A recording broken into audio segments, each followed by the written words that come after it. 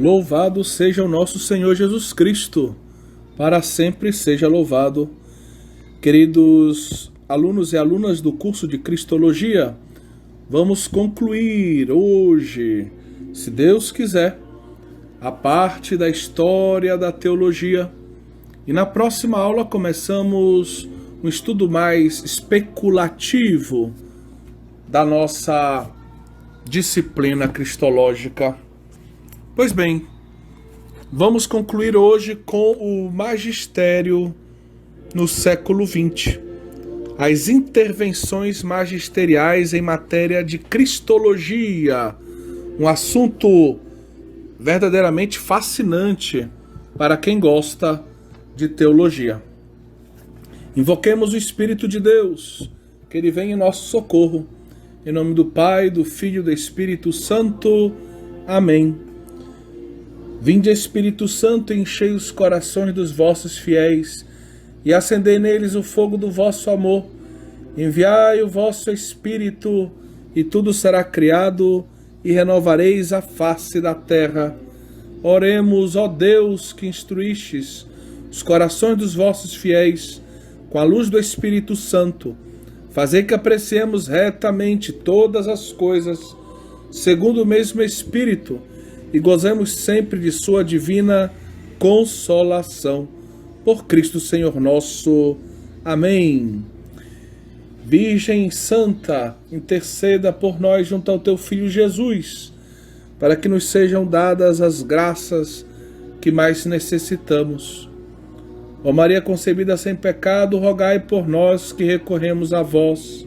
Em nome do Pai, do Filho e do Espírito Santo. Amém. Pois bem, caríssimos irmãos e irmãs, ao longo do século XX, o magistério, e ao falar de magistério, nós vamos nos concentrar no magistério dos pontífices, dos papas, e, evidentemente, no magistério também do Grande Concílio Vaticano II. Agora nós temos que lembrar que auxilia o Santo Padre em matéria de teologia hoje a Congregação para a Doutrina da Fé. Mas, no passado, essa congregação se chamava Santo Ofício. Então, às vezes, nós vamos citar o Santo Ofício. Então, você já sabe que é o dicastério que auxiliava o Santo Padre em matéria de doutrina e moral. Tá certo? Hoje, a Congregação para a Doutrina da Fé. Espero que isso esteja claro para todos vocês. Bem, então, ao longo do século XX, não foram poucas as intervenções do magistério em matéria cristológica. E isso torna o nosso estudo, por um lado, fascinante, por outro, denso e também extenso. Mas podemos resumir dizendo que as intervenções do magistério podem ser lidas, em dois grandes grupos. O primeiro grupo, mais importante, é a defesa da fé. Então, o magistério, atento aos desvios promovidos por teólogos ou por certos movimentos teológicos, precisou intervir em matéria cristológica para defender a reta fé, a fé ortodoxa. Por outro lado, ao fazê-lo, ao corrigir os erros, o magistério também acaba dando, vamos dizer assim, uma orientação positiva, mostrando por onde se deve caminhar em matéria cristológica. O magistério também ofereceu à Igreja textos fantásticos de cristologia. Eu vou citar apenas o Catecismo da Igreja Católica aqui, na sua primeira versão em 1992, na sua segunda versão corrigida em 1997. Mas poderíamos pensar, por exemplo, na encíclica Redemptor Hominis, do Papa João Paulo II. Poderíamos pensar em encíclicas do Papa Pio XII, Aurietis Aquas, por exemplo, que fala do Sagrado Coração de Jesus. Então essa seria a segunda parte, o segundo tipo de intervenção do magistério em matéria cristológica.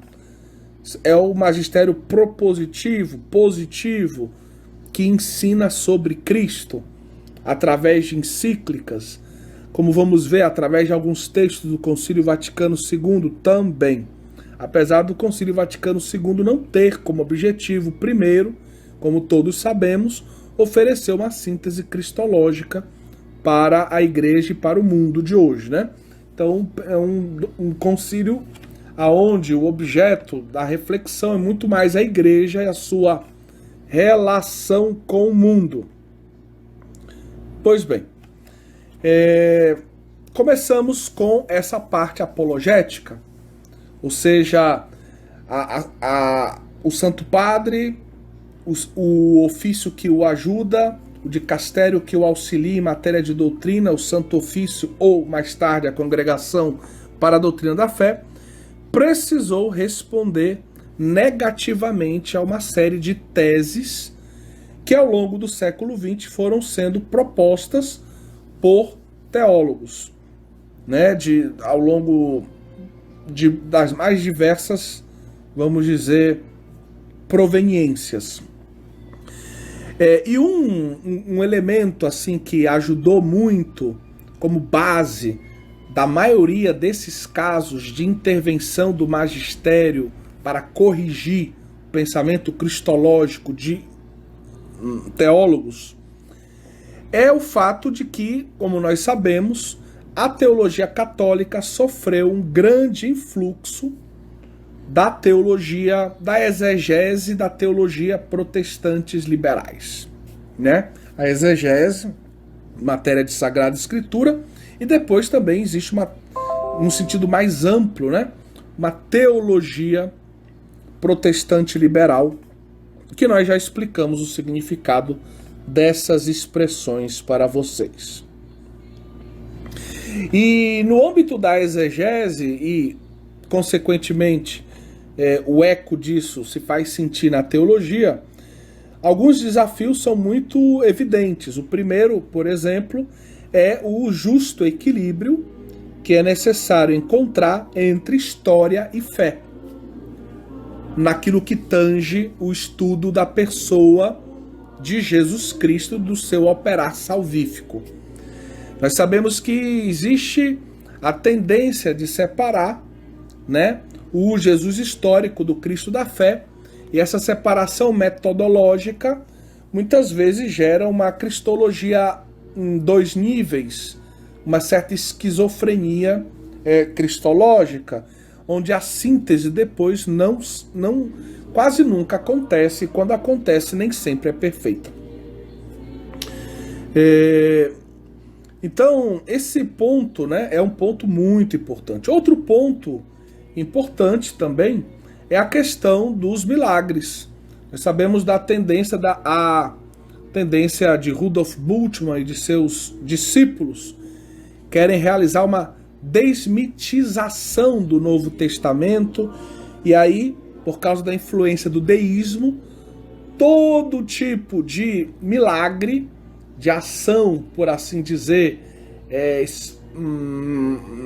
espetacular do poder divino, acaba sendo visto como, ou, vamos dizer, tendo uma explicação natural, se busca uma explicação natural, ou se defende que aquele texto, aquela perícope, aquele milagre é, na verdade, uma elaboração teológica ou literária da igreja primitiva, que queria, vamos dizer, colocar em relevo o poder salvífico de Jesus, que se manifestou na cruz e na ressurreição, já na sua vida pública, e por assim dizer, me perdoe a expressão, nós não estamos de acordo, mas no fundo é o que muitos dizem, acabaram inventando uma série de milagres para, vamos dizer, defender e apresentar com vestes mais gloriosas Jesus Cristo antes da Páscoa. Tá certo? Então essa é a ideia. Infelizmente nós sabemos que isso está muito presente ainda hoje na teologia, né? E aí tem o grande problema, dentre todos os milagres, a grande questão da ressurreição, que já foi objeto do nosso estudo, das nossas considerações na parte bíblica do nosso curso. Bem, existe também uma outra questão também, que é a questão da ciência humana de Jesus, que a gente vai ter que aprofundar na parte especulativa do nosso curso, ou seja, a partir do final desta semana. E muitas outras questões que nós vamos tocando pouco a pouco na medida em que formos analisando essas intervenções do magistério. O fato é que a teologia, influenciada por essa exegese, essa teologia protestante liberal, e ao mesmo tempo por um racionalismo filho do iluminismo muito presente, especialmente ali na virada do século XIX para o século XX, né, nos primeiros anos do século XX, fez com que surgisse na igreja aquilo que se chama de modernismo, que foi rechaçado pelo magistério. Então, os teólogos modernistas, eles buscavam fazer um diálogo entre a teologia tradicional e as novas ciências, né? As ciências que estavam se apresentando como capazes de responder a todas as questões e horizonte necessário para a vida do homem. Então a teologia precisava também se enquadrar nesse horizonte das novas ciências, segundo os teólogos que nós chamamos modernistas aqui.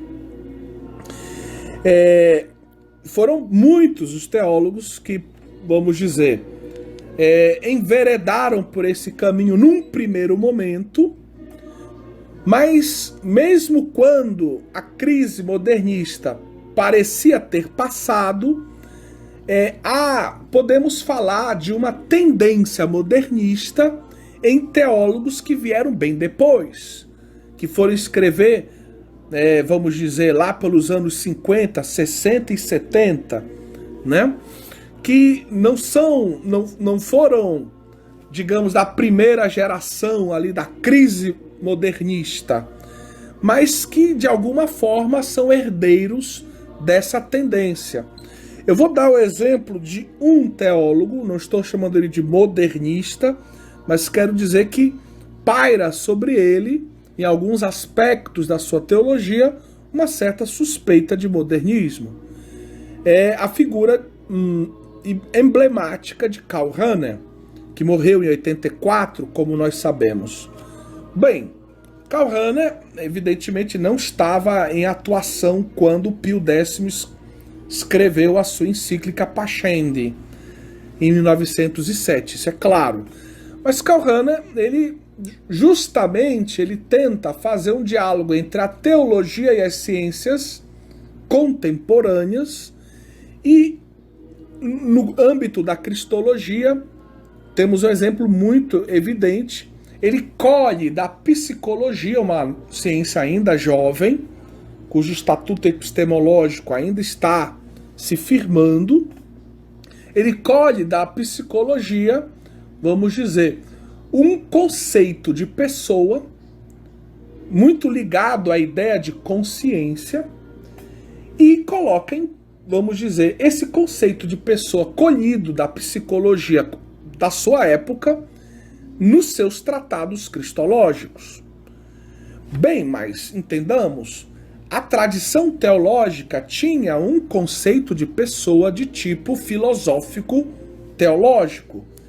E nós estudamos todo o itinerário tertuliano, que toma do termo prosa para um lado, teatro grego, cria, né, cunha o termo persona, e próprios os padres capadócios que vão, né, ajudar a, digamos, que se unifique o uso do termo hipóstasis como sendo sinônimo de pessoa no grego. Então nós vimos todos os desafios dos padres, dos concílios, vimos toda a bela tradição que nós temos que nos leva a compreender o que é a pessoa de nosso Senhor Jesus Cristo, que em Cristo existe duas naturezas e uma só pessoa, né, unidas na pessoa do Verbo. Vamos estudar também isso na teologia trinitária, e, né, o conceito de pessoa, o quão importante é para a teologia trinitária. E de repente Karl Rahner pega esse conceito da psicologia e usa para, digamos assim, renovar a cristologia e a teologia trinitária. E com todos os riscos que isso pode acarretar. Porque um teólogo, ele pode acolher certas categorias, conceitos, ideias de outras ciências, mas deve fazê-lo com prudência, com discernimento. Lembrando que ele não está a serviço das outras ciências, mas ele está a serviço do povo de Deus, em comunhão com o magistério, e ele deve saber, lembrar-se bem quais são as suas fontes, as 3 fontes da teologia que nós já conhecemos bem, espero. Pois bem, então esse é um exemplo posterior, não é daquela primeira crise modernista, mas importante, porque vai na mesma linha. Pois bem, em 1907, o Santo Ofício intervém no meio dessa crise modernista com um decreto importante que nós precisamos conhecer, e eu vou mandar para vocês em anexo, em um texto, os principais tópicos desse decreto do Santo Ofício, que se chama Lamentabile sine exito. E aí você vê que o texto começa justamente lamentando tudo o que está acontecendo no modernismo, o perigo que isso representa para a igreja e que exige uma intervenção firme do dicastério que auxilia o Papa em matéria. O Papa Pio X, ainda no mesmo ano, vai publicar também uma encíclica menos detalhada em matéria, de correções de doutrina, mas falando do espírito com o qual realmente se deve fazer teologia, o que se deve evitar. Então é um texto maravilhoso, que é a encíclica Pascendi. Ambos os documentos condenavam especialmente, e é o que nos interessa no nosso curso, diversas doutrinas do teólogo francês, professor de teologia, Alfred Loisy. Então eu vou ler aqui para vocês as teses desse teólogo que precisaram ser corrigidas. A primeira tese dele, ele afirmava que a divindade de Jesus Cristo não se provava pelo Evangelho, pelos evangelhos. Ou seja, os evangelhos, na verdade, não eram capazes de dizer, de provar que Jesus é Deus. E que a divindade, na verdade, de Jesus seria um dogma que a consciência cristã, que os primeiros cristãos acabaram formulando a partir da noção de Messias. Como Jesus era o Messias, o Cristo, isso sim os evangelhos dizem. Então, a partir da ideia de ungido do Senhor, representante do Senhor, enviado do Senhor, aquele que vai realizar a obra salvífica do Senhor, a partir disso se chegou então ao conceito de divindade. Ora, isso é um absurdo. Nós que estudamos a teologia bíblica, a cristologia bíblica, sabemos o quão pouco fundamentada seja essa tese de Alfredo Loisy. Segunda tese: Jesus, quando exercia o seu ministério, não falava com o intuito de ensinar que era o Messias. Nem seus milagres tinham por fim demonstrá-lo. Então, para ele, na verdade, Jesus nem queria se apresentar como o Messias esperado por Israel. Ele não queria se apresentar como aquele que cumpre as profecias de Israel, que é um absurdo também, como vimos na parte bíblica do curso. E os seus milagres não teriam como objetivo demonstrar que ele é o Messias, que ele é o Salvador. Nós vimos qual é o sentido dos milagres.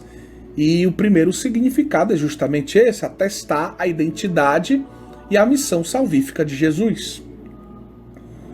Terceira tese de Alfredo Loisy: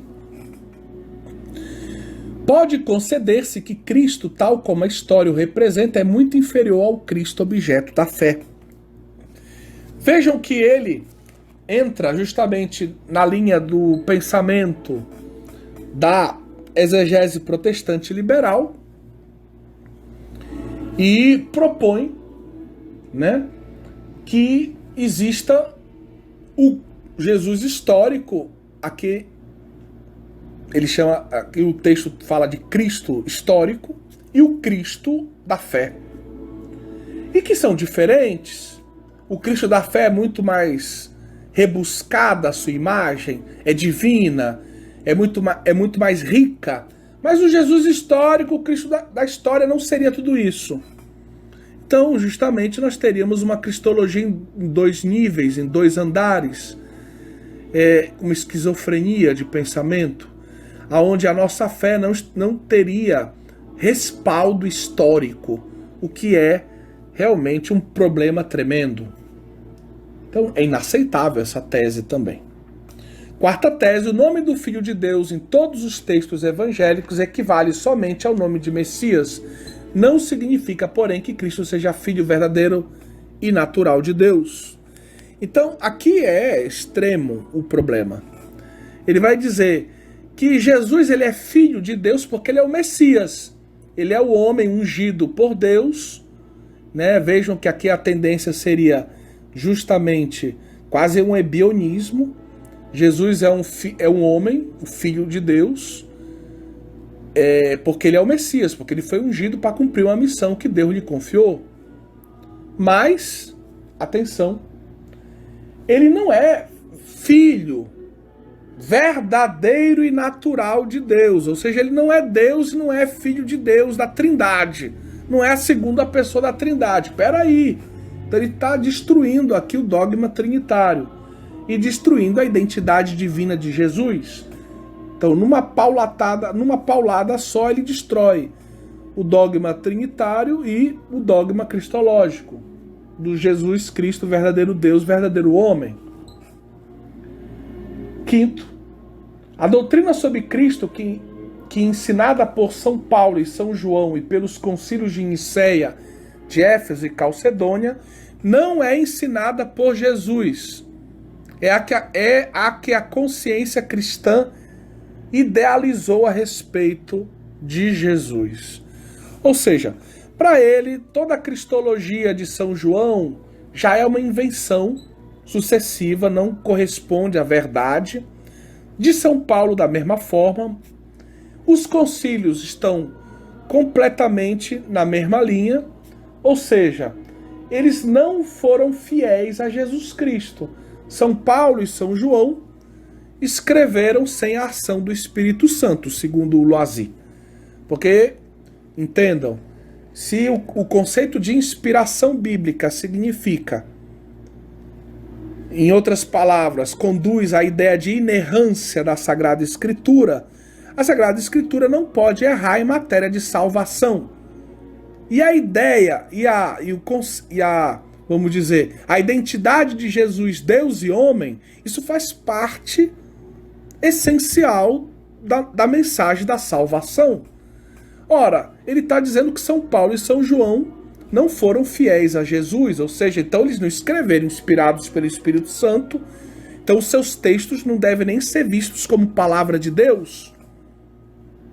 Vejam a gravidade do problema.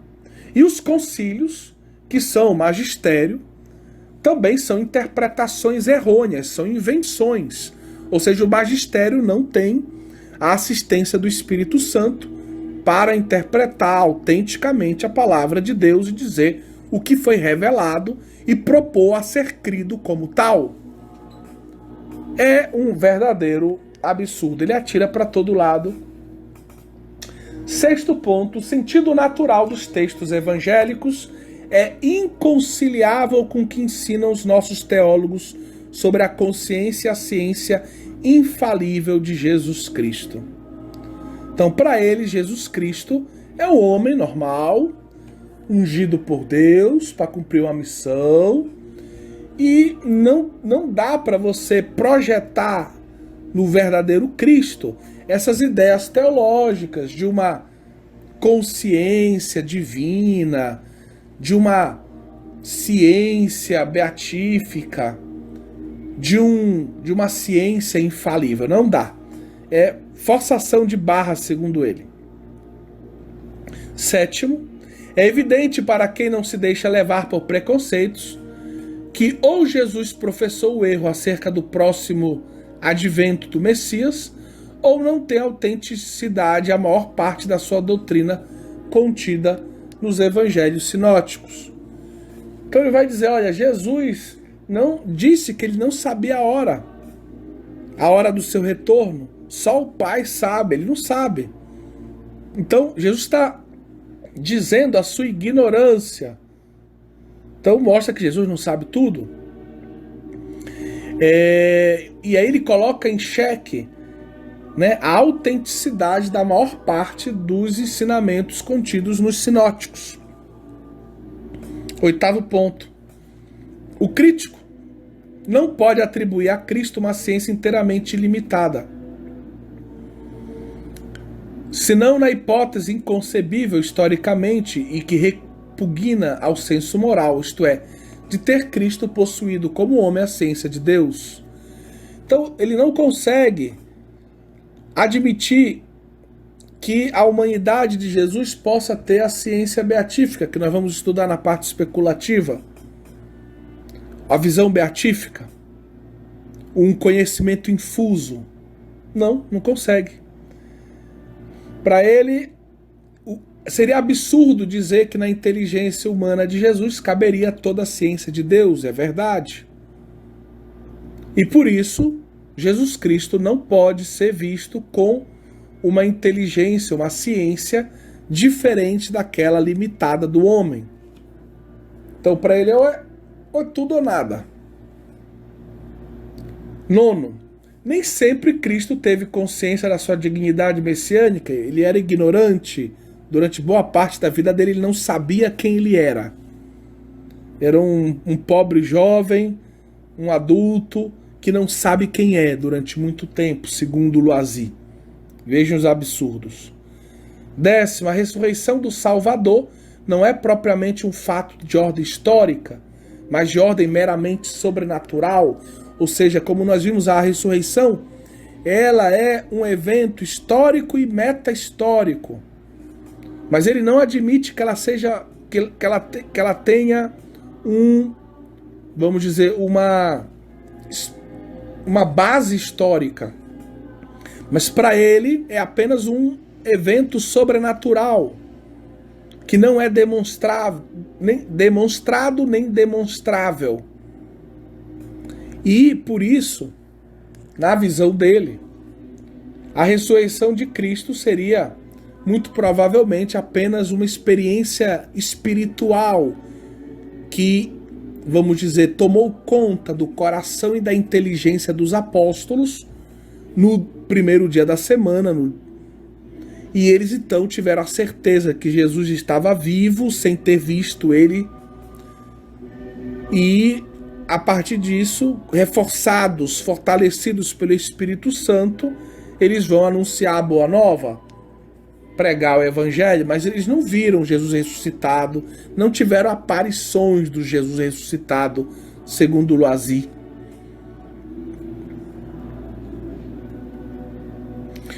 Para ele, a fé na ressurreição de Cristo consistia, no princípio, não tanto na ressurreição propriamente dita, histórica, né, do homem Jesus, da humanidade de Jesus que morreu, mas na vida imortal de Cristo junto de Deus. Ou seja, Deus levou aquele homem justo para perto dele, o seu Messias, e ele vive para sempre lá em Deus.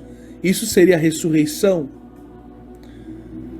12º ponto, a doutrina sobre a morte expiatória de Cristo, que Jesus morreu para nos salvar, não é evangélica. É uma invenção de São Paulo. Ou seja, São Paulo escreveu sem o Espírito Santo, inventou essa história e todo mundo acreditou. É um absurdo também, da mesma forma, tal tipo de afirmação. Então vejam que a coisa era séria. Vejam que ele atira para todo lado. Se a gente levar a sério as suas teses, acaba a nossa fé cristã, né? Não dá mais para a gente se chamar de cristão. E ele era um professor de teologia em Paris, de fama internacional. Era preciso intervir.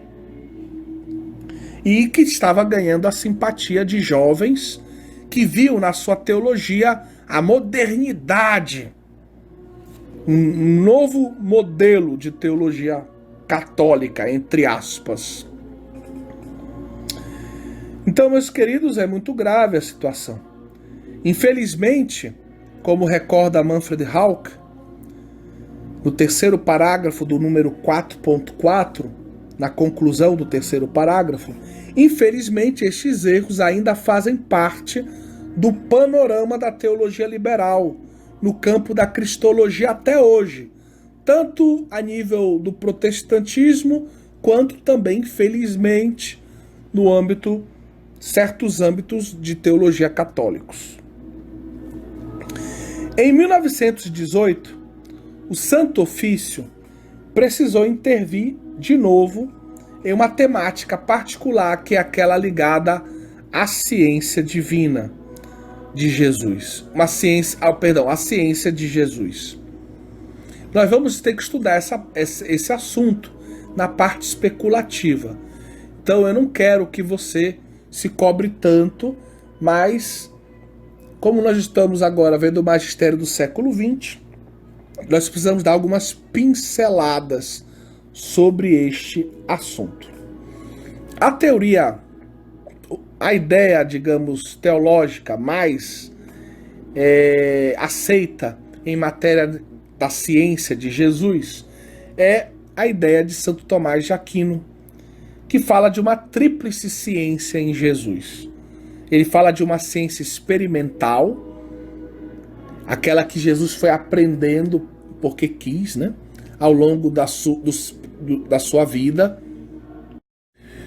Mas ele fala também da ciência infusa e fala da ciência beatífica, ou seja, a alma de Jesus. A ciência beatífica está muito ligada à ideia do céu. No céu nós vamos ter a visão beatífica, nós vamos contemplar a essência de Deus. E Jesus, ele tinha essa graça na sua alma humana, segundo Santo Tomás. A alma humana de Jesus contemplava a essência divina. E contemplando a essência divina, ela podia ver tudo que a essência divina queria que ela soubesse. Então, desde o início, lá quando ele era, né, um pequeno embrião no seio de Maria, a alma de Jesus já contempla a substância divina, o ser divino, e pode saber tudo aquilo que Deus quer que ele saiba, né? Isso é muito importante. Ou seja, o menino Jesus, embriãozinho Jesus, né, e falo isso com todo respeito, com todo carinho, com todo amor, ele tinha consciência de quem ele era. ele via a Deus, ele estava ali na sua alma humana em contato direto com Deus, e ele sabia por que ele estava no seio de Maria. O que ele deveria realizar. Ele conhecia a sua identidade e a sua própria missão por meio dessa visão beatífica que a sua alma já usufruía. E a gente chama normalmente isso mais de ciência beatífica, no caso da cristologia. Então, em 1918, o Santo Ofício precisou intervir. Eu vou ler aqui. Ele precisou dar uma resposta. Pode-se com segurança ensinar as seguintes proposições. Primeira, não consta que a alma de Cristo, enquanto ele vivia no meio dos homens, tivesse a ciência que tem os bem-aventurados ou os que gozam da compreensão beatífica, da ciência beatífica. Ou seja, a primeira tese seria essa. Não consta que Jesus tivesse a ciência beatífica. Pode-se ensinar essa tese? A resposta do magistério do Santo Ofício está no final do texto que você tem, não. Está errada a tese, em outras palavras. Ou seja, Jesus tinha a ciência beatífica. Tampouco pode-se declarar certa a sentença pretendendo que a alma de Cristo nada ignorava e que desde o princípio, no Verbo, tudo conhecia, o passado, o presente, o futuro, ou seja, tudo o que Deus sabe por ciência de visão. Então, aí a tese agora é outra, como você está percebendo. A alma de Jesus sabia tudo o que Deus sabe? Não. A alma de Jesus, a inteligência humana de Jesus, não pode saber tudo o que Deus sabe. Só Deus pode saber tudo o que ele sabe, porque ele é infinito e tudo o que ele sabe, digamos, é infinito. Então o infinito cabe no infinito. A alma humana de Jesus, ela é criada e ela não é infinita. Então não cabe na inteligência humana de Jesus o infinito do conhecimento divino. Certo? Ou seja, não se pode ensinar essa segunda tese que diz que Cristo sabia tudo o que Deus sabe. Terceira tese. A opinião de alguns modernos sobre a limitação da ciência da alma do Cristo não deve ser menos aceita nas escolas católicas que as sentenças dos antigos sobre a ciência universal. Então, aqui a terceira tese seria que se poderia equiparar as opiniões dos teólogos modernos com com a doutrina tradicional dos padres da igreja. E a resposta, de novo, é não. Porque os padres da igreja fazem parte da tradição. E os teólogos modernos, não. Então, padres da igreja fornecem matéria que faz parte da tradição, da sagrada tradição. E os teólogos modernos simplesmente não. Bem, continuamos o nosso estudo.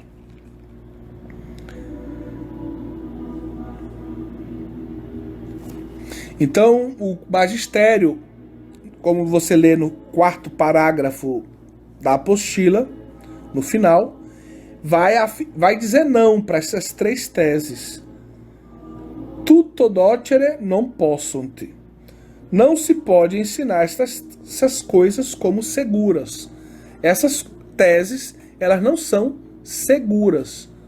Então tem que ter cuidado. Não dá para você usar assim como se fosse doutrina isso. Não é. Não. Bem, depois de 25 anos, em 1943, na encíclica Mysticus Corporis, a encíclica sobre o corpo místico de Cristo, a primeira encíclica que trata, o primeiro documento magisterial assim, de relevo, como uma encíclica, que trata apenas da eclesiologia, preparando o Concílio Vaticano II, que vai ser um concílio cujo tema central é a própria eclesiologia. Então, na Mystica Corporis, Pio XII vai afirmar que Jesus nos conheceu e amou com a sua alma humana desde a encarnação. Então eu coloquei o parágrafo inteiro para você. A ciência da alma de Cristo. Esse amantíssimo conhecimento que o Divino Redentor de nós teve desde o primeiro instante da sua encarnação, ou seja, Jesus, o embriãozinho Jesus no seio da Virgem Maria, a alma dele que via a essência divina, ciência beatífica, ela via em Deus toda a humanidade, porque ele estava se fazendo carne, ele estava se tornando homem para salvar a humanidade. Então ele fez isso por todos nós. Ele fez isso por aqueles do passado, do presente e do futuro.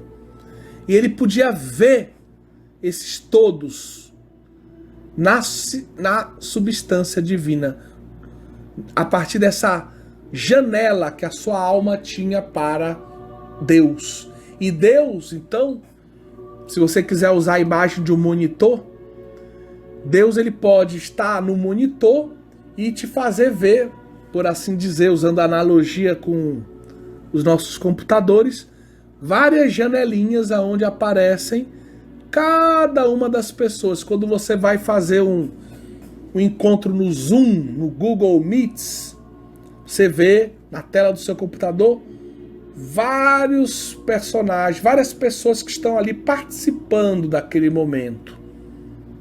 Pois bem, Jesus podia ver na sua alma todos os homens de todos os tempos, porque foi por eles que ele se encarnou.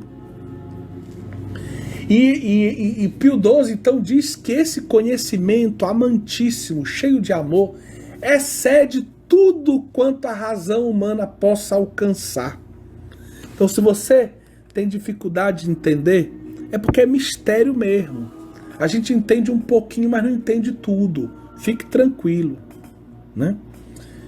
E aí o texto continua dizendo: pela visão beatífica de que gozou desde que concebido no seio da Deipara. Quem é a Deipara?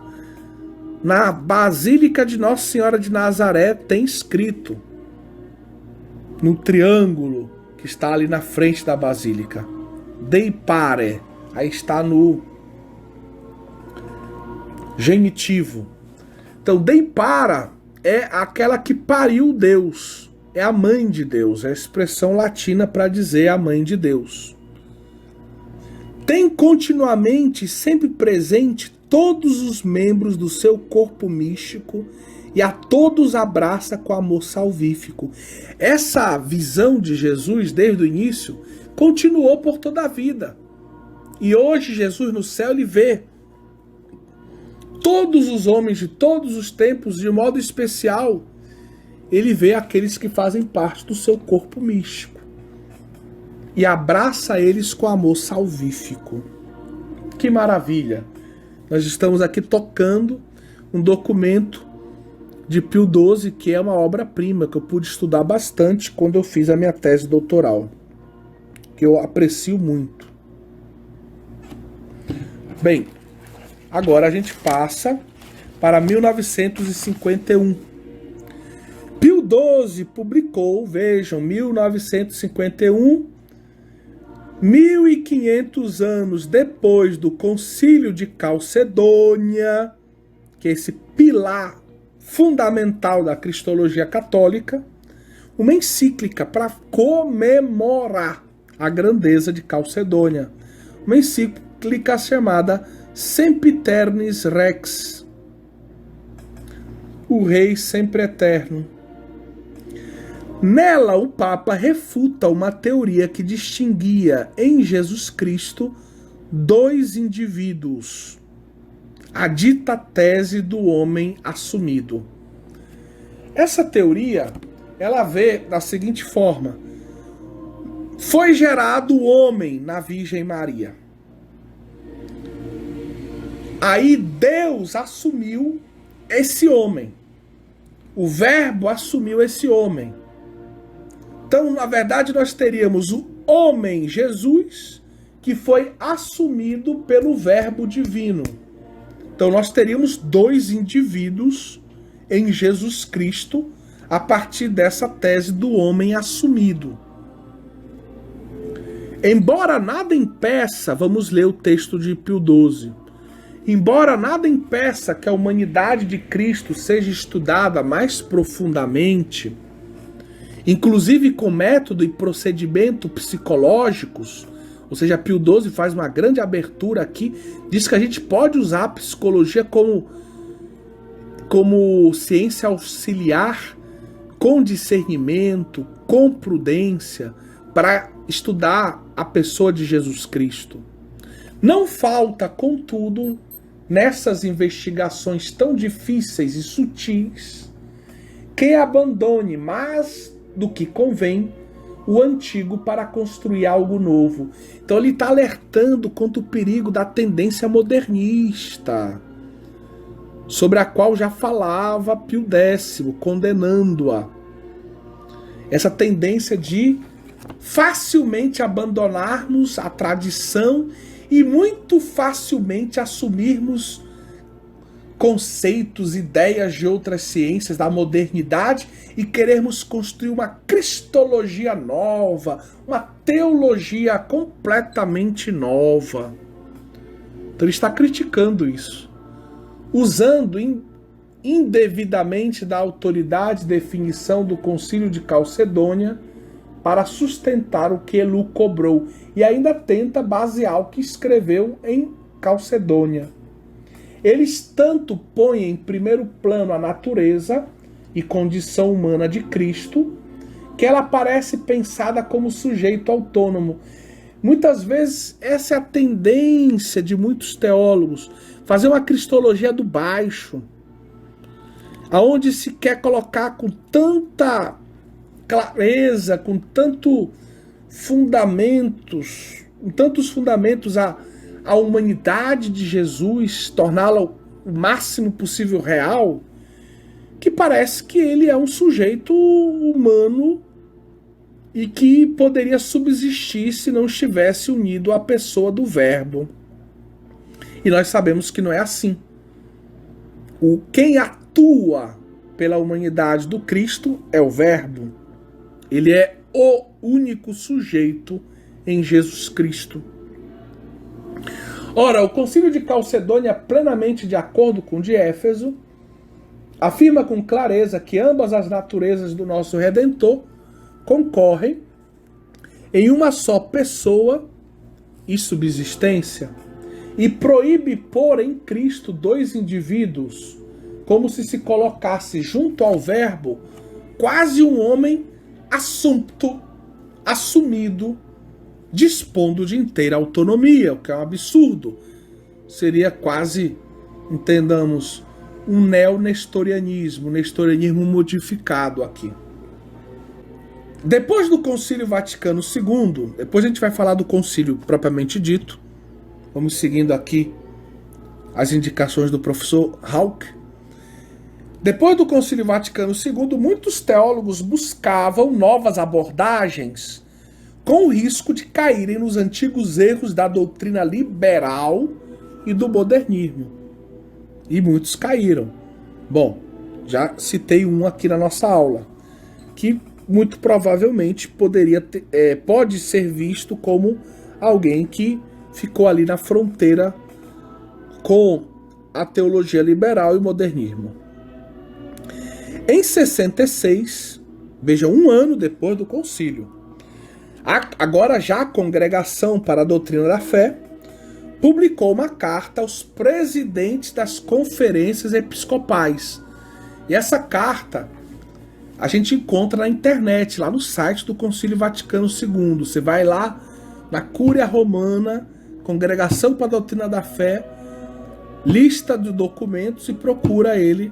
Eu peguei um parágrafo que fala de um erro que a Congregação para a Doutrina da Fé quer corrigir em matéria de cristologia. A referida carta da Congregação para a Doutrina da Fé, ela ataca diretamente aquilo que pode ser apresentado como um humanismo cristológico, que reduz Jesus a um simples homem. Um simples homem que, pouco a pouco somente, teria adquirido o conhecimento, a consciência da sua identidade, da sua missão messiânicas. Outra coisa importante é que se nota já que alguns teólogos, de uma forma um pouco maquiada, fingida, eles continuam usando termos como natureza e pessoa, mas com significados muito diferentes daqueles tradicionais. Justamente porque a filosofia já não é mais metafísica, é uma filosofia mais marcada pelo existencialismo, e aí os conceitos metafísicos parecem impróprios, na verdade. Então eles usam, porque são obrigados a usar para não serem afastados das suas cátedras, né? Mas eles usam com significados diferentes e, no fundo, reduzindo a figura de Jesus praticamente a um personagem meramente natural, meramente humano, certo? É uma cristologia do baixo que provoca uma série de problemas para a cristologia tanto fundamental quanto a cristologia dogmática, certo? Pois bem, vamos ler aqui o texto, o parágrafo pertinente a esse erro cristológico. Ataca-se a admirável pessoa de nosso Senhor Jesus Cristo quando, ao refletir sobre a cristologia, utilizam-se tais conceitos de natureza e de pessoa que apenas podem se conciliar com as definições dogmáticas. É quase que um formalismo para se manter ali aparentemente em comunhão com as definições dogmáticas. Insinua-se certo humanismo pelo qual Cristo é reduzido à condição de simples homem, que foi adquirindo pouco a pouco consciência da sua filiação divina. A sua concepção virginal, os seus milagres e a sua ressurreição são 3 milagres ser concebido virginalmente, milagres, né, da sua vida pública, e a ressurreição como o ápice, né, da manifestação da identidade da missão salvífica de Jesus, são concedidos de palavra, porém frequentemente reduzem-se à mera ordem natural. Então se usa esse termo virginal, mas na verdade, não seria bem assim. Milagres, mas na verdade dá para explicar os milagres. Os milagres é como os primeiros cristãos viram isso. E a própria ressurreição, que não é exatamente aquilo que os evangelhos contam, né? Com as aparições do ressuscitado e etc. Então você vê que, no fundo, muitas das teses do Loisy estão vivas ainda, aí já 60 anos depois do documento do Santo Ofício Lamentabile e da encíclica do Papa Pio X, Pascendi. E assim é a vida. Certos erros vão e voltam. Em 1972, a mesma congregação publicou a declaração Mysterium Filii Dei, o mistério do Filho de Deus, na qual se critica os teólogos que negam a pré-existência de Jesus.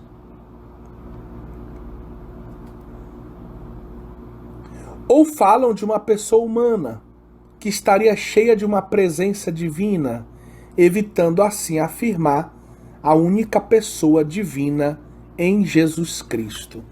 Vejam, em 72, 6 anos depois, a mesma congregação precisa escrever sobre o fato de que o mistério do Filho de Deus significa que Jesus Cristo é Deus e homem. Porque muitos teólogos estão fundamentalmente negando a pré-existência de Jesus. Aquilo que São Paulo já ensina.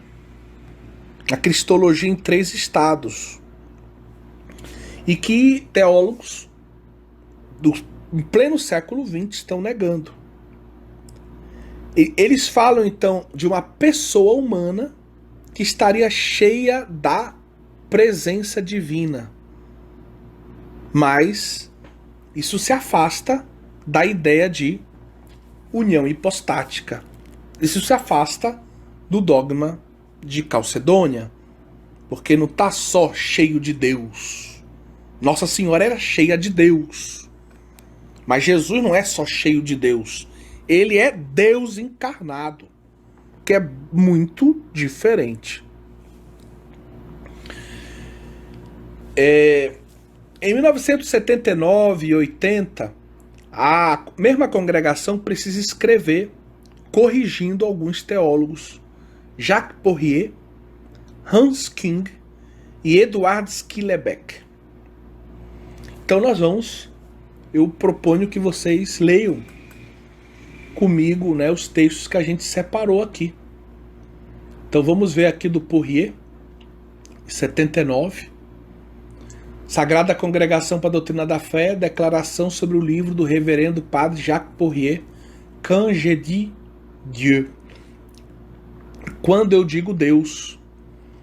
Entre os erros mais evidentes do livro, há de se notar a negação das verdades seguintes. Primeiro, a intenção por parte de Cristo de atribuir valor redentor e sacrificial à sua paixão. Então Jesus não tem a consciência e nem quer que a sua morte seja vista como redenção e sacrifício pela nossa salvação, que é absurdo.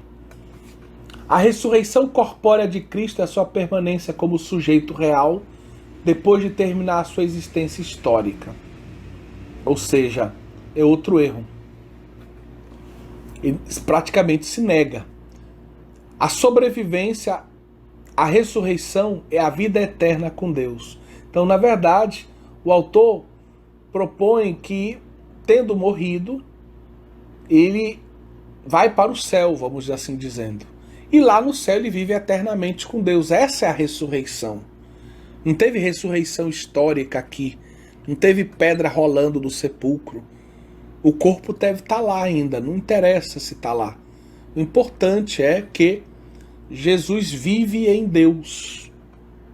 Então são teses inaceitáveis do ponto de vista do catolicismo. Aos sobreditos erros, juntam-se muitas outras afirmações perigosas, porque tão ambíguas e de tal natureza são que podem gerar no espírito dos fiéis incerteza acerca de artigos fundamentais da fé. Por exemplo, a ideia de Deus transcendente, a presença real de Cristo na Eucaristia, o papel específico do sacerdote na realização de tal presença, a infalibilidade da Igreja. No que diz respeito à divindade de Cristo, o autor exprime-se de maneira tão insólita, tão original, que não é possível determinar se ainda professa tal verdade no sentido católico do termo.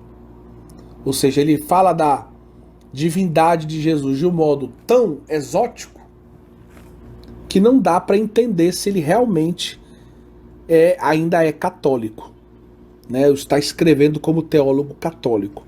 Então vejam a gravidade da coisa. Então precisou vamos dizer, uma nota, uma declaração sobre esses erros. Em 1980, também se escreveu contra Hans King. Evidentemente aqui nos interessa mais diretamente a cristologia, e aí pegamos apenas um parágrafo, certo?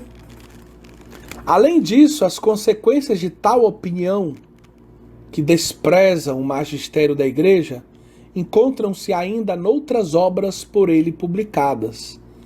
Sem dúvida, com detrimento de vários pontos essenciais da fé católica.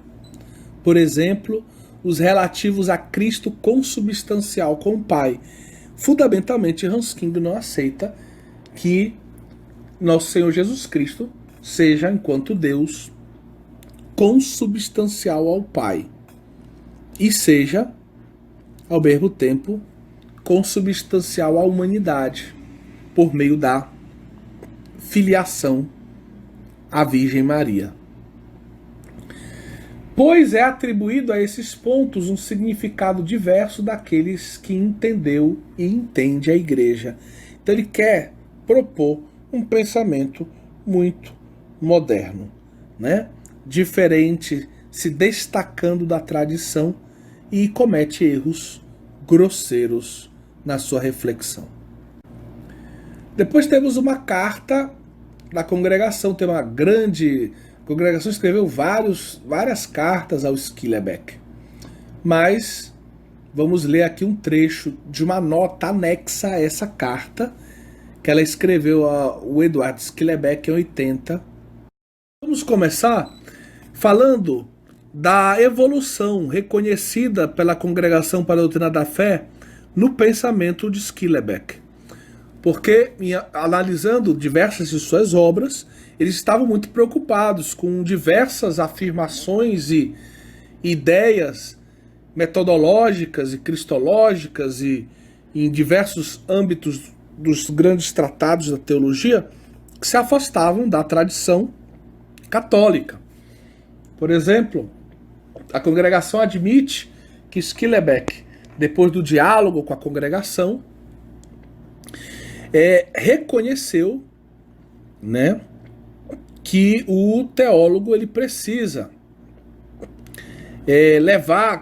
ter como fonte também os concílios ecumênicos e as declarações infalíveis do Papa. E que ele não pode contar apenas com a sua própria razão, certo? Mas ele deve justamente buscar as fontes como base da sua reflexão teológica. Num outro ponto, número 2, desse progresso positivo do pensamento de Schillebeck, que mostra que ele escreveu obras em que ele não pensava desse modo, e por isso ele foi chamado a atenção, ele passou a reconhecer, né, que Jesus, a pré-existência divina de Jesus, o que ele parecia negar, e ao mesmo tempo a identificação hipostática do Filho de Deus com a maneira ser pessoalmente humana de Jesus. Então ele passou, né, a adotar, ele reconheceu como uma falha dos seus livros o fato dele não defender, não reconhecer a pré-existência do Verbo que se encarnou, e também a união hipostática, certo? Ele também passa a aceitar, depois do colóquio com a Congregação para a Doutrina da Fé, que Jesus tinha a consciência de ser filho de Deus e a consciência do que era o reino de Deus, o que ele não defendia tão claramente antes. Ele passou a aceitar a questão o ensinamento magisterial sobre o nascimento virginal de Jesus, que no fundo ele não aceitava o milagre de Jesus nascer e preservar a virgindade da Virgem de Nossa Senhora. Ele passou a aceitar também o sacrifício de Jesus por expiação, em expiação pelos nossos pecados. Então, todo esse progresso dele, que é muito bom, mostra que antes ele escreveu obras em que ele não aceitava isso. Outro progresso, Jesus quis fundar a igreja. Então ele passou a aceitar que Jesus tinha realmente a intenção de fundar a igreja. O que antes não era muito claro também.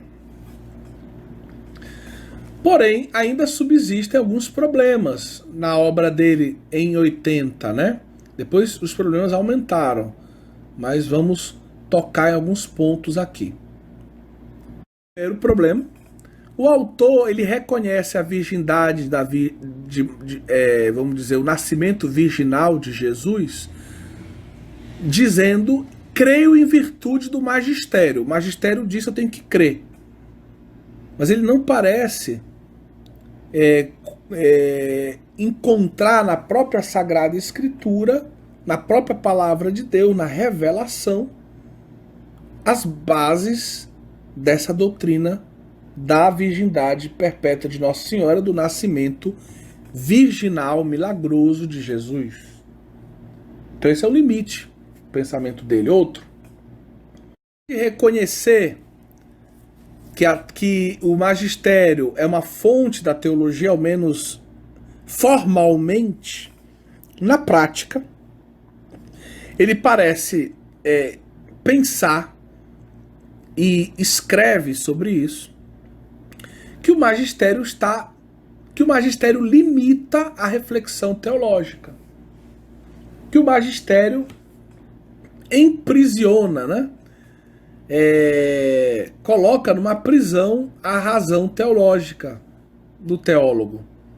E na verdade não é isso. O magistério ele oferece ao teólogo matéria para que o teólogo reze, reflita, pense, teologue, né?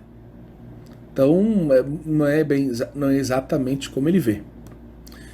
Um outro limite é quando ele trata da relação existente entre ressurreição e as aparições. O seu discurso é muito fraco, porque ele parece, no fundo, ir naquela linha da ideia de que Jesus ressuscitou significa que Jesus morreu e foi para o céu. E lá no céu ele está em Deus, no Pai. Então não precisaria ter uma ressurreição histórica, e as aparições do Jesus que os evangelhos nos apresentam de Jesus ressuscitado seriam, na verdade, formulações teológicas e literárias. Finalmente, ele rejeita sistematicamente a palavra anipostasia. O que significa esse termo? Significa que a natureza humana de Jesus não possui uma existência pessoal independente da sua união hipostática com a divindade do Verbo, certo? Ou seja, significa que a humanidade de Jesus, ela não tem um sujeito humano, mas a humanidade de Jesus, ela subsiste na sua união com o Verbo divino, certo? E o Verbo divino é o agente que opera por meio da humanidade de Jesus. Então ele quer defender a natureza humana de Jesus. Ele quer defender. E por isso ele não reconhece esse termo que faz parte da tradição teológica, que no fundo diz exatamente o que diz Calcedônia, que a natureza humana de Jesus não possui existência pessoal, não tem um centro pessoal, né, de decisões, de inteligência na natureza humana de Jesus. Mas a natureza humana de Jesus tem inteligência humana, tem uma vontade humana, tem a energia humana, mas o sujeito é o Verbo encarnado. E isso causa uma grande ambiguidade no pensamento de Hans Küng. Além disso, ele também E o problema é esse, que o leitor fica confuso. Ora parece que ele fale de uma pessoa humana, ora parece que ele fala só da natureza humana e que a pessoa é o verbo.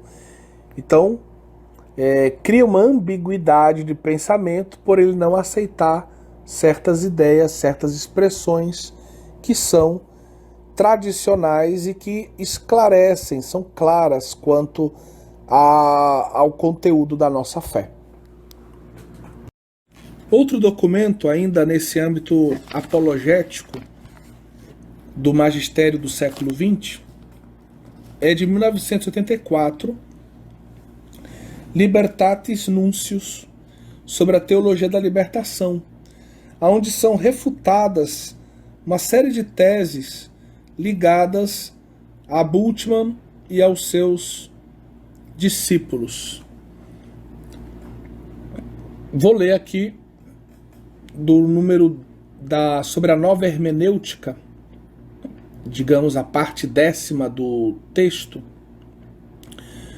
No 7º parágrafo dessa 10ª parte, a gente lê: privilegiada este modo a dimensão política é o mesmo que ser levado a negar a radical novidade do Novo Testamento e, antes de tudo, a desconhecer a pessoa de nosso Senhor Jesus Cristo, verdadeiro Deus e verdadeiro homem, bem como o caráter específico da libertação que ele nos traz, e que é fundamentalmente não uma libertação política, social, mas uma libertação do pecado, fonte de todos os males. Esse parágrafo é maravilhoso, né? Se reduzir Jesus a um profeta da política leva a uma redução que vai afetar, digamos, a própria compreensão geral de quem é Jesus Cristo. Jesus Cristo é Deus feito homem. E o que ele deseja nos oferecer é a libertação de todo o mal. E o maior mal que aflige o homem é o mal do pecado. É o mal do pecado que leva à morte, que pode levar à morte eterna, ao inferno. Então, esse parágrafo já é muito claro. Veja a importância de uma cristologia saudável. Aliás, pôr de lado a interpretação autorizada do magistério, denunciada como interpretação de classe, dentro dessa visão marxista que caracteriza boa parte da literatura da teologia da libertação, nos anos 70, no início dos anos 80,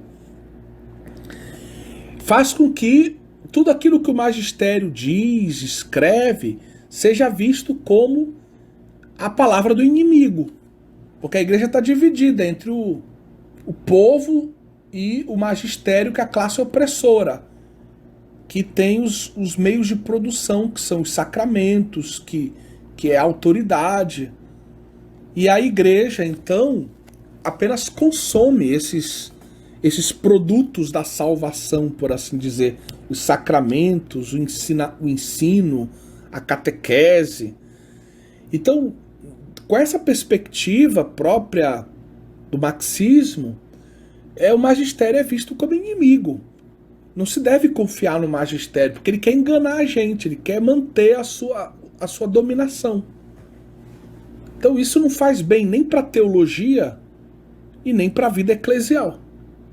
Essa visão doentia, né, acerca do magistério. É por isso mesmo privar-se de um critério teológico essencial para a interpretação e acolher no vazio assim criado as teses mais radicais da exegese racionalista.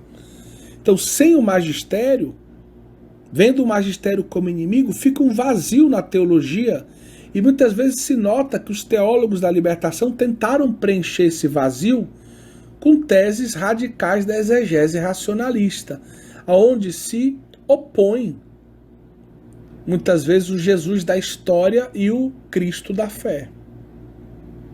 Se tenta manter certos termos clássicos ligados à fé de Calcedônia, mas, no número 9, atribui-se a essas fórmulas um novo significado, que constitui, no fundo, uma negação da fé da igreja. Isso é muito complicado quando a gente lê alguns teólogos da teologia da libertação, é que eles usam um vocabulário clássico com um significado diferente. Então, quando você vai analisar o pé da letra, né, parece que é uma boa teologia, mas quando você vê o contexto, o que ele entende por cada uma dessas expressões, lê a obra inteira, outras, onde ele trata desses conceitos, você vai ver que muitas vezes o teólogo, apesar de um discurso aparentemente ortodoxo, ele se afasta em aspectos importantes da tradição católica. Né? Não estou falando de todos, estou falando, né, que é um fenômeno que se observa com razoável frequência entre os principais teólogos da teologia da libertação. Aonde o Jesus histórico, ele é visto como um revolucionário que quer libertar os pobres da opressão do seu tempo. Mas, meus queridos, esse Jesus histórico ele não encontra respaldo nos evangelhos. Então os evangelhos realmente são uma ficção científica. Não condizem com a pessoa do Jesus histórico. E aí, da onde que eles tiram essas informações? Se não for da palavra de Deus, revelada, escrita e transmitida pelos apóstolos. Do Cristo aos apóstolos e dos apóstolos aos seus sucessores.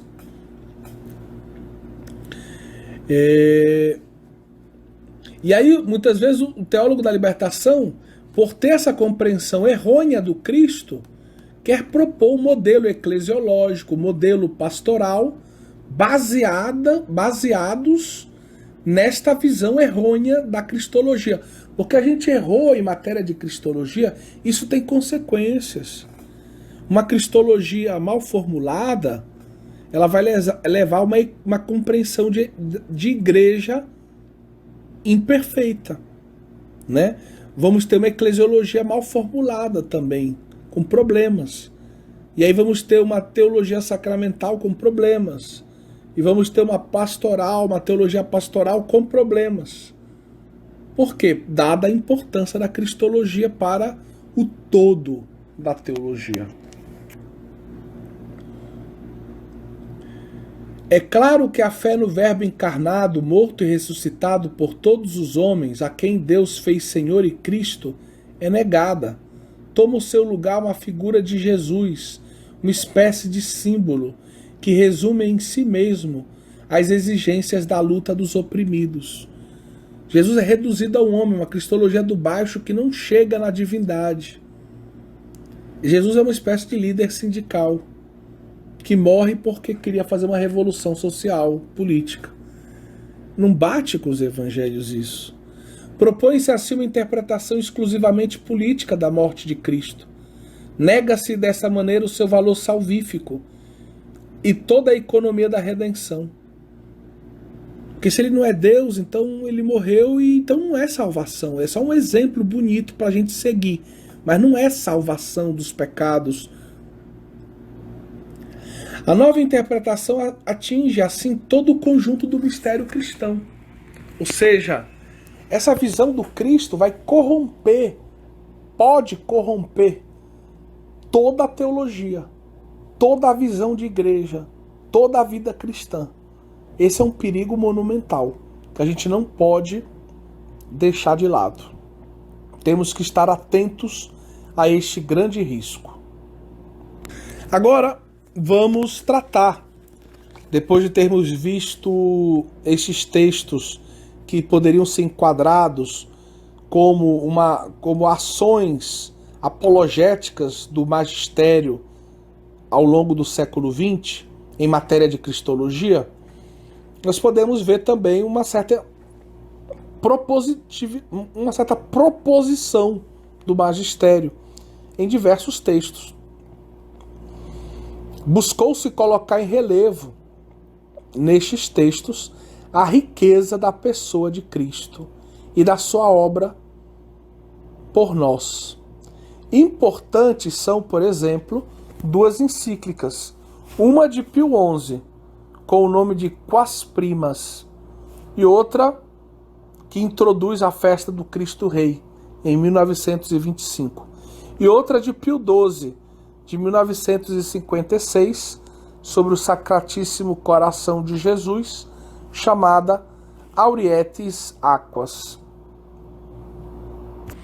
Mas nós queremos destacar pela sua envergadura o Concílio Vaticano II. Nós sabemos que o Concílio Vaticano II poderia ser definido, né, como um concílio da Igreja sobre a própria Igreja. A eclesiologia é, vamos assim dizer, o coração da reflexão conciliar, né? Mas existe também uma cristologia muito interessante no Concílio Vaticano II. E um texto em particular é muito importante nessa matéria. É o número 22 da Constituição Gaudium et Spes, da Constituição sobre a Igreja adextra, a Igreja na sua relação com o mundo, né? Que deve cumprir uma missão junto ao mundo. E nesse texto, segundo Ratzinger, pode-se dizer que encontramos o ápice da tentativa de dialogar com os não crentes sobre o fundamento humano. A Gaudium et Spes quer ilustrar o mistério do homem à luz de Cristo. O homem é chamado a se tornar filho adotivo de Deus, constituído à luz do exemplo do Filho Eterno. O mistério do homem se resolve somente através de Jesus Cristo, o homem novo. Vamos ler o texto na sua... uma parte mais relevante do texto. Na realidade, o mistério do homem, só no mistério do Verbo encarnado se esclarece verdadeiramente. Ou seja, o Verbo encarnado é a luz necessária para que o homem compreenda o seu próprio mistério. Adão, o primeiro homem, era efetivamente figura do futuro, isto é, de Cristo Senhor. Cristo, novo Adão, na própria revelação do mistério do Pai, do seu amor, revela o homem a si mesmo e descobre-lhe a sua vocação singular, sua vocação sublime. Não é por isso de admirar que as verdades acima ditas tenham nele a sua fonte, nele atinjam a plenitude. Se nós quisermos entender o homem, não pensemos em Adão. Adão era apenas, como o texto diz, de um modo bem claro, a figura do futuro. Quem é verdadeiramente o modelo primogênito, aquele que é imagem do que devemos ser, é Cristo o Senhor. É o Verbo encarnado. Ele é a imagem de Deus invisível. Ele é o homem perfeito que restitui aos filhos de Adão a semelhança divina, deformada desde o primeiro pecado, já que nele a natureza humana foi assumida e não destruída.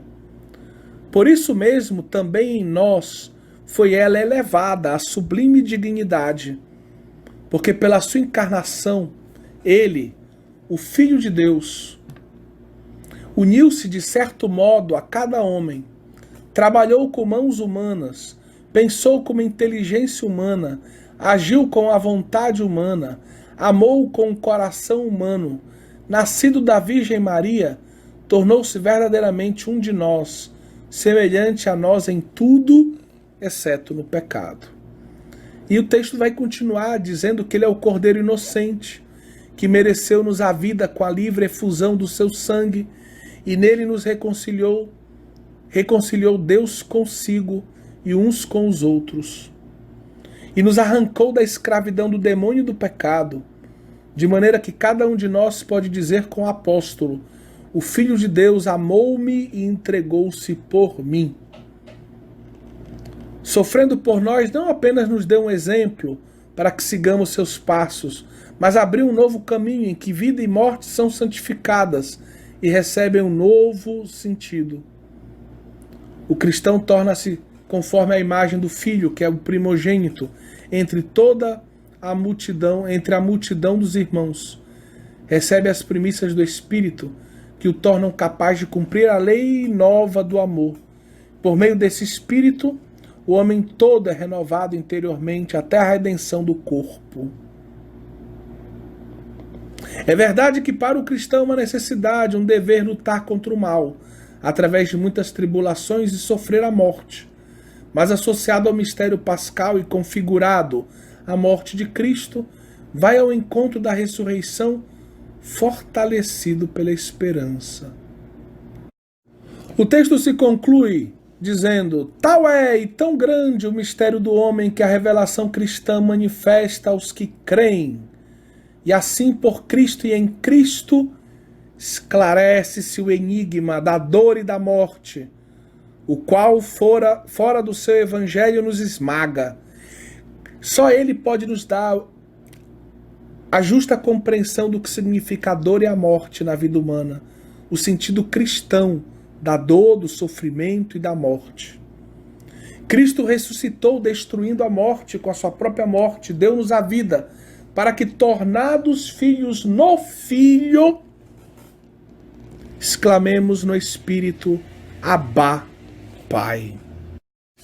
O professor Hauck recorda que quando Gaudium Spes diz que Jesus revela plenamente o homem ao homem, ela deseja não apenas que nós compreendamos que Jesus revela vamos dizer, o significado natural da vida humana, aquilo que o homem já é.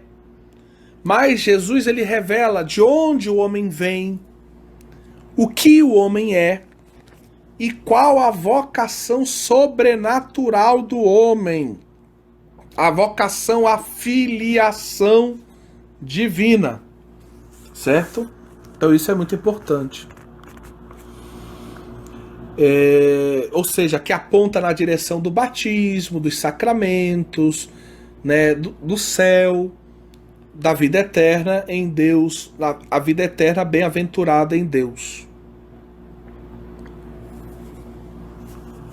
Tem uma frase no texto que diz assim: porque pela sua encarnação ele, o Filho de Deus, uniu-se de certo modo a cada homem. Esse em certo modo ajuda a gente a entender que é uma analogia. É como se Jesus tivesse se unido a todos os homens quando ele se encarnou. Tá certo? Por quê? Porque alguns teólogos começaram a dizer que nós fomos salvos na encarnação. Se ele já se uniu a todos os homens pela encarnação, então pronto, está todo mundo salvo já. Mas só que nós temos que distinguir. Jesus ele assume a nossa natureza humana pela encarnação. De um certo modo ele se une a nós, porque ele vai, sendo homem como nós, em solidariedade conosco, vai viver uma vida humana e vai morrer pela nossa salvação. Mas a sua obra redentora ela precisa ser efetiva na nossa vida. Então, a redenção objetiva que Cristo conquistou para nós, que Cristo realizou, tem que entrar na nossa vida. Tem que encontrar lugar pelo nosso sim. Né? Para que nós precisamos acolher essa realidade em nossas vidas. E essa redenção objetiva tem que se tornar redenção subjetiva na nossa vida. Então isso é muito importante. Então, nós não devemos interpretar esse texto como Jesus se uniu a todos os homens, está todo mundo salvo. Não.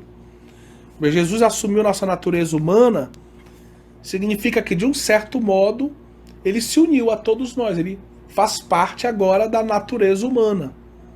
Faz parte de toda a humanidade. Certo? Tem uma solidariedade conosco. Mas isso não significa que está todo mundo salvo já, por causa da encarnação do Verbo. Joseph Ratzinger recorda, neste ponto, que na verdade quando o concílio diz que o Filho de Deus pela encarnação se uniu de certo modo a cada homem, trata-se aqui do fato de que a humanidade inteira está sob o influxo da encarnação. Ou seja, Jesus Cristo oferece a graça a todos, chama a todos para receber a salvação. Vivemos quase na esfera da graça, mas não podemos esquecer que é preciso recebê-la pessoalmente. A Gaudium et Spes confronta o mistério de Cristo com a expectativa humana. Trata-se quase uma perspectiva antropológica. Neste contexto, se indica também uma orientação cosmológica, que implica toda a história e toda a criação. Quando se diz agora na Gaudium et Spes número 45, é o final da primeira parte, ou seja, é uma parte importante. A primeira parte é a parte teórica, a segunda parte é a aplicação, digamos, daquilo que foi dito na primeira parte em grandes temas. Então, no final da primeira parte, se diz: o Senhor é o fim da história humana, o ponto para onde tendem os desejos da história e da civilização, o centro do gênero humano, a alegria de todos os corações e a plenitude de suas aspirações. Ou seja, Jesus é o alfa e o ômega, como no Apocalipse é dito, que vem recapitular todas as coisas, vem encabeçar a nova criação, à luz de Efésios 1:10.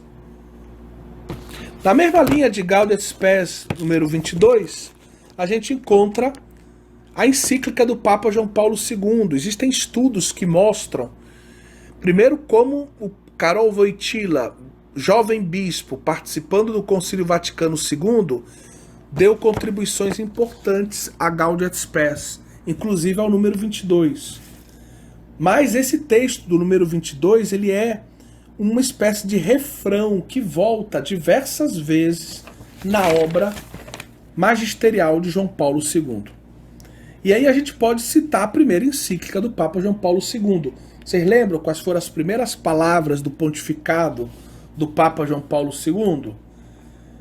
A primeira grande homilia, quando ele começou, por assim dizer, oficialmente o seu pontificado. Ele diz: abri, na verdade ele diz spalancate, escancarai as portas para o Cristo. Escancarai as portas para o Cristo. Não tenhais medo. Né? Então nós não vamos ter medo. A vida cristã nasce disso, de um encontro com Jesus Cristo. Lembrava o Papa Bento XVI na Deus Caritas Est, na encíclica sobre Deus Amor. Então, vejam, a nossa vida cristã nasce desse encontro com Cristo. Se nós quisermos viver uma vida cristã renovada, nós temos que renovar o nosso encontro com Jesus Cristo. Escancarar as portas para que Jesus seja o Senhor de nossas vidas e tome o seu lugar no nosso coração, na nossa vida familiar, na nossa vocação e assim por diante. Nesse texto, né, de Redemptor Hominis, que é a primeira encíclica do Papa, normalmente os estudiosos, né, da história da Igreja dizem que a primeira encíclica do Papa, de um Papa, é aquilo que ele já trazia no coração da sua vida, vamos dizer, de bispo, de cardeal, etc. E a primeira encíclica é sobre Cristo. Depois ele vai escrever uma encíclica sobre o Pai da Misericórdia, né? E ele vai escrever uma encíclica sobre o Espírito Santo. Então vai deixar um magistério trinitário espetacular. Mas a primeira é sobre Cristo. E no número 10 ele vai falar, né, da dimensão humana do mistério da redenção. O homem não pode viver sem amor. Ele permanece para si próprio um ser incompreensível e a sua vida é destituída de sentido se não lhe for revelado o amor. Se ele não se encontra com o amor, se ele não experimenta esse amor, se não se torna algo seu próprio, se ele não participa do amor de um modo vivo. E por isso, precisamente, Cristo Redentor, como já foi dito acima, revela plenamente o homem ao próprio homem. Gaudium et Spes, número 22. Nesta dimensão humana da redenção, o homem reencontra a grandeza, a dignidade, o valor próprios da sua humanidade. A redenção não nega a nossa humanidade. A graça não nega a nossa natureza, mas a graça cura, eleva, fortifica, né, propõe, santifica a nossa natureza.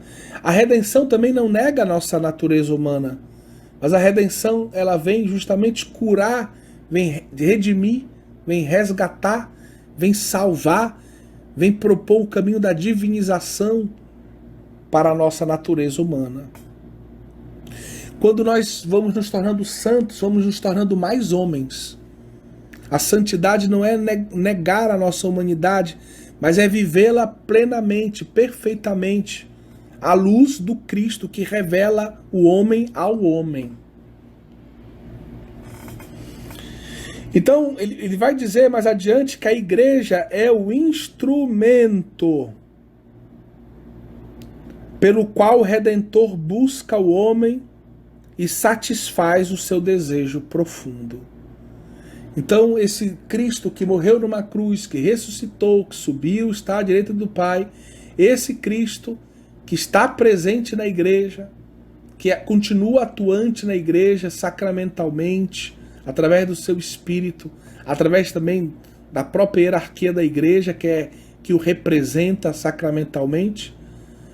Cristo, ele busca o homem através da igreja. Ele encontra o homem na história através da igreja. Ele oferece para o homem na história os meios da salvação através da igreja. Pois bem, nós não vamos comentar tanto o Catecismo da Igreja Católica, porque nós vamos falar do Catecismo mais adiante no nosso curso, quando falarmos dos mistérios da vida do Cristo. Tá bom? Mas o Catecismo é uma obra-prima do magistério. Foi o cardeal Ratzinger que esteve à frente, a pedido do Papa São João Paulo II. Catecismo que teve os maiores nomes da teologia envolvidos na escritura dessa obra. Foi escrito originalmente em língua francesa, depois traduzido para o latim e para outras línguas modernas. Os grandes professores de grandes universidades da Europa e de fora da Europa participaram, o episcopado foi consultado. É uma obra realmente espetacular, colossal, de uma riqueza bíblica, patrística, hagiográfica ligada aos santos, né? Citando tantos doutores da igreja. Realmente é um texto assim espetacular. E nós sabemos que na primeira parte do catecismo se expõe o credo. E evidentemente, quando se trata da parte do credo que fala da pessoa de Jesus Cristo, todos os elementos do credo vão ser desmembrados e aprofundados. Então, Jesus Cristo, o nome de Jesus, o que significa Cristo, nasceu da Virgem Maria, quem é Maria, por que ela é virgem, o que significa o verbo nasceu. Outro documento que foi publicado pela Congregação para a Doutrina da Fé no ano 2000 e que é de grande importância para o nosso tratado teológico é a Declaração Dominus Iesus, que teve como objetivo reafirmar aquilo que já tinha sido dito, inclusive no Catecismo. Na sua primeira versão, o Catecismo é de 92. Na sua versão atualizada, renovada e com algumas correções, é de 97.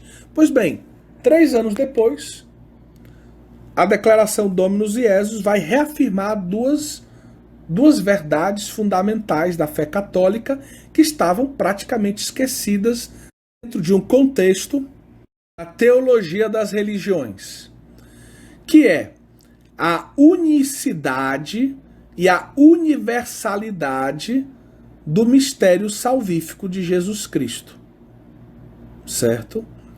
E, como consequência, também vai se falar da unicidade e da universalidade da própria igreja, do papel da igreja na obra da salvação, certo? Então, naquilo que concerne à cristologia, se recorda isso, que Jesus é o único Salvador. E que essa salvação conquistada por Jesus, se ele é o único, evidentemente ela é universal. Deus quer a salvação de todos os homens. Ele é o único Salvador e Deus quer a salvação de todos os homens. Então, uma verdade que a gente não pode deixar de lado. Então, eu convido você a ler esse trecho que nós destacamos e mandamos em anexo para vocês, né? Vou ler apenas o final, né, que é o número 14. Devemos, portanto, crer firmemente como verdade de fé católica que a vontade salvífica universal de Deus unitrino é oferecida e realizada de uma vez para sempre no mistério da encarnação, morte e ressurreição do Filho de Deus. A parte relativa a Cristo se conclui, mais uma vez, apresentando, como lá em Gaudium et Spes número 45, apresentando Jesus Cristo como o alfa e o ômega, o princípio e o fim, né, da história. Ele é que realmente revela o significado da história, revela o homem ao homem, revela o significado da história ao homem, né? Finalmente, e aqui concluímos, o Papa Bento XVI, durante o seu pontificado, publicou 3 obras, uma trilogia dedicada à pessoa de Jesus de Nazaré.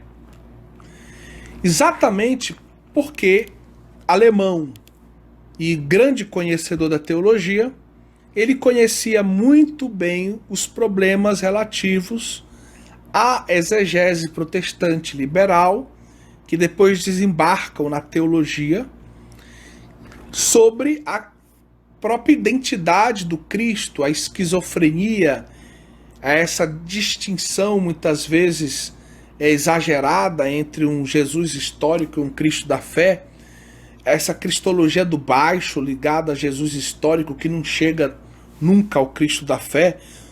E essa crise, ela acaba atingindo toda a teologia e a própria vida da igreja. Por isso o Papa Bento XVI ele propõe uma espécie de remédio.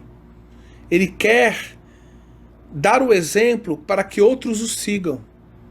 Ele propõe uma cristologia que leve em conta, né, o método histórico crítico, mas que valorize os evangelhos como inspirados por Deus, inspirados pelo Espírito, que proponha uma figura de Jesus Cristo que não seja, por assim dizer, achatada e roubada, porque desfigurada, porque apresentada apenas como humana e sem o elemento divino da sua identidade, que é o elemento essencial, porque pensem, entendo, nós temos duas naturezas em Cristo, mas tem uma pessoa só, essa pessoa é divina. A união entre as duas naturezas se dá na pessoa divina. Então, meus queridos irmãos, ele quer propor uma cristologia como aquela da Sagrada Escritura, como aquela dos padres. Uma cristologia sã. Uma cristologia que não ameace a fé, mas que enriqueça a fé. Mas uma cristologia baseada também na história, que valoriza as descobertas do método histórico crítico, que também busca apresentar Jesus Cristo dentro do seu contexto específico, histórico. E ele então propõe essa teologia, essa cristologia, que é uma cristologia, vamos dizer, seguindo um pouco o método narrativo, uma cristologia narrativa, aonde ele se aproxima um pouco de Santo Tomás de Aquino. Cada capítulo é uma espécie de abordagem de um mistério da vida do Cristo. O mistério da transfiguração, o mistério da última ceia, o mistério da entrada de Jesus em Jerusalém, no início da Semana Santa, e assim por diante. Então, o livro de Bento XVI sobre Jesus de Nazaré, o primeiro de 2007, declara explicitamente não ser um texto do magistério, mas uma expressão de uma síntese cristológica pessoal. Não obstante isso, o fato de que o teólogo Joseph Ratzinger fosse também, naquele momento, o sucessor de Pedro, o Papa, coloca a respectiva obra em uma órbita vizinha ao ensinamento oficial. Então esses três livros eles não são magistério, mas eles estão muito próximos do magistério. Porque Joseph Ratzinger é o Papa Bento XVI. O Papa trata no primeiro volume dos eventos da vida de Jesus, do batismo no Jordão até a transfiguração, ou seja, da vida pública. Enquanto no segundo volume ele vai tratar da paixão, da morte e da ressurreição de Jesus, em 2011. Em 2012, o Papa vai completar a sua obra, a sua trilogia, com uma análise da infância de Jesus, nascimento e a infância de Jesus. O método teológico se reporta ao tratado dos mistérios da vida de Jesus, como eu havia dito. Como os eventos focais da vida de Cristo eram chamados desde o século XVI, para ser mais exato, com Francisco Soares. Cada evento da vida de Jesus é um mistério em que se manifesta, de certo modo, toda a missão do Salvador. Tem uma frase do Hans Urs von Balthasar, que é o todo no fragmento. É muito interessante, e aqui a gente poderia aplicar isso. Quer dizer, o Cristo revela em cada fragmento da sua vida, em cada momento da sua vida, em cada mistério da sua vida, do mistério da sua vida, em cada mistério do mistério da sua vida, ele revela um pouco tudo o que ele é. O todo no fragmento. Ou seja, é isso que, assim que nós concluímos. Cada evento da vida de Jesus é um mistério em que se manifesta, de um certo modo, toda a missão do Salvador. Tenhamos essa distinção. Os mistérios da vida de Cristo. Agora, a vida do Cristo, o Cristo é o mistério. Tá certo? Deus abençoe a todos. Um santo dia. Estudem e rezem. Rezem e estudem.